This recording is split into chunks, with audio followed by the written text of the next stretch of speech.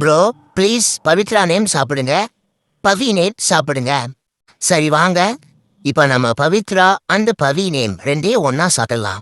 B for பாக்கெட்டுக்குள்ள இருந்து எடுத்த jalebi. Super ஆ டக்கர் ஆ இருக்கு. ஏ ஃபார் ஆரஞ்சு கலர்ல இருக்க ஜிலேபி. ஆரஞ்சு கலர் ஜிலேபி அட்டகாசமா அமர்கலமா ஆரம்பமா இருக்கு. வி ஃபார் விற்கும்போது வாங்கிட்டு வந்த ஜிலேபி. இது விற்கும்போது எப்படி இருந்துச்சோ அப்படியே தான் இருக்கு.